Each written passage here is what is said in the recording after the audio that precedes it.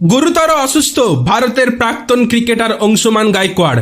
তার শরীরে থাবা বসিয়েছে ক্যান্সার। তার চিকিৎসার জন্য নিজের পেনশনের অর্থ দিতেও তৈরি ছিলেন কপিল দেব। এবার অংশুমান গায়কোয়াড়ের পাশে দাঁড়ালো বিসিসিআই। অ্যাপেক্স কাউন্সিল থেকে বিরাট অঙ্কের অর্থ সাহায্য করার ঘোষণা করা হয়েছে তার জন্য। 1 বছরের বেশি সময় ধরে ব্লাড ক্যান্সারে আক্রান্ত অংশুমান গায়কোয়াড়। লন্ডনের কিংস কলেজ হাসপাতালে চিকিৎসা চলছে তার। কপিল দেব থেকে সন্দীপ পাটিল অনেকেই দাঁড়িয়েছিলেন তার পাশে। অবশেষে বড়সড় পদক্ষেপ নিতে চলেছে বিসিসিআই। বিসিসিআই সচিব জয় শাহ তাকে 1 কোটি টাকা অর্থ সাহায্য দেওয়ার নির্দেশ দিয়েছেন। সেই সঙ্গে তিনি গায়কোয়াড়ের পরিবারের সঙ্গেও কথা বলেছেন।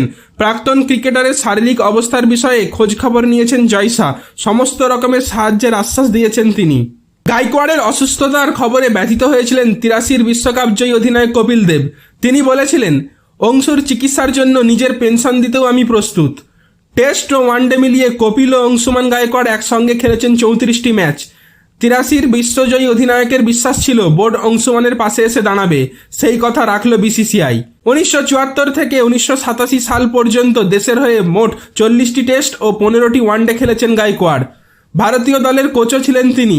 তার কোচিংয়ে ভারত 2000 সালে চ্যাম্পিয়ন্স ট্রফিতে রানার্স আপ হয়। ভারতীয় দল শারজায় অস্ট্রেলিয়াকে হারিয়ে চ্যাম্পিয়ন হয়েছিল অংশুমান গায়কোয়াড়ের কোচিংয়েই।